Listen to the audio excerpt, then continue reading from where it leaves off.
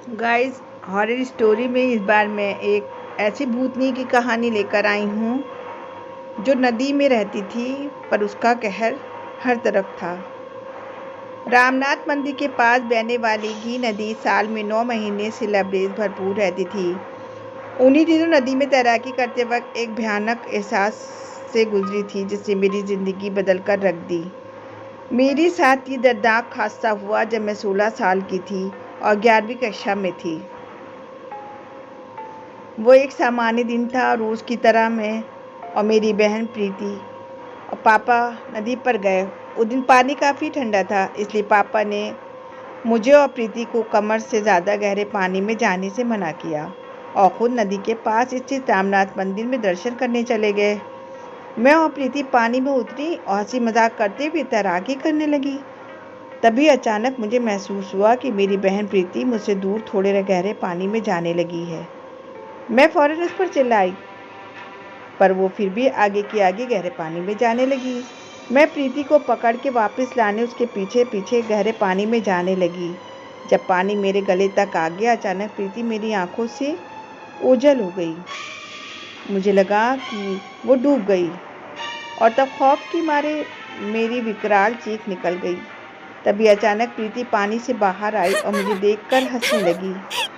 मैंने पानी में ही तैरते तैरते उसे जोर से तमाचा मार दिया और उसके बाद जो हुआ उस मंजर को देखकर मेरी रूह कांप गई।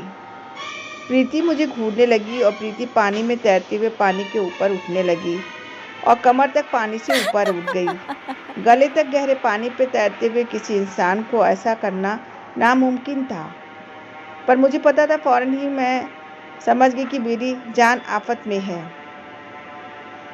तभी एक मेरी नज़र नदी के किनारे पड़ी। मैंने देखा कि नदी के किनारे मेरे पिता और मेरी बहन प्रीति खड़े हैं और मेरी ओर देखकर चिल्ला रहे थे।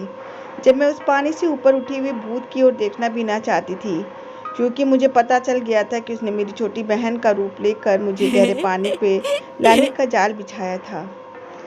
मैं एक गहरी सांस भर के जोर लगाते हुए डरते डरते कांपते किनारे की ओर तैरने लगी, पर वो जालिम भूतनी कहाँ मुझे इतनी जल्दी छोड़ने वाली थी। उसने अपना असली रूप दिखाया और घूमकर मेरे सामने आ खड़ी हुई। उसके मुंह से मांस लटक रहा था, दांत उसके काले और नुकीले थे और उसके बालों में कीड़े लगे थे। आंखें खून भरी लाल, और वो भूतनी मुझे ऐसे देख रही थी जैसे वो मुझे खा ही जाएगी। मेरे हाथ पैर उसे देखकर डर के मारे जमने लगे थे। फिर भी मैंने उस भूतनी को पास से घुमाव लेकर तैरकर किनारे की ओर तैरकर मैं भागने की कोशिश करने लगी, पर उसने पानी में जाकर मेरा एक पैर पकड़ लिया और उसकी पकड़ आज भी मुझे याद है, जैसे कैसे गर्म लोहे की जंजीर से जकड़ रखा हो। जैसे उसने मेरा पैर पकड़ा, मेरी हिम्मत जवाब दे गई और मैंने पानी में तैरना छोड़ दिया और आने वाली दर्दनाक मौत के लिए मैं खुद को तैयार करने लगी थी। 2-3 बार मैं पानी के अंदर बाहर हुई, तभी अचानक मेरे हाथ को किसी ने कस के पकड़ा और वो पवन की रफ्तार से खींचकर मुझे किनारे की ओर बहाने लगा और उसी वक्त तुरंत ही मेरे पैर की पकड़ भी छूट गई। मुझे जब होश आया तो नदी किनारे पड़ी थी और मेरे पापा और प्रीति पास बैठकर मुझे होश में लाने की कोशिश कर रहे थे। प्रीति ने कहा कि वो कभी गहरे पानी की ओर गई ही नहीं थी। मेरे पापा ने कहा कि उसे पानी में कोई भूतनी मेरे सामने खड़ी दिखी ही नहीं। पापा ने कहा कि गहरे पानी में नदी की ओर मैं खुद बहकर आई हूँ। उन्होंने मुझे ना तो खुद बचाया है, ना किसी और ने। मुझे नदी किनारे वापस खींचते हुए देखा।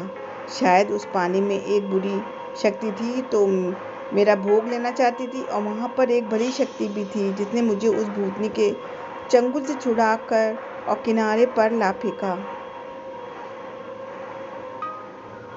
मुझे आज भी जब याद आता है तो मैं डर के मारे आज भी सिहर जाती हूँ और मुझे पानी के पास जाते से भी डर लगता है।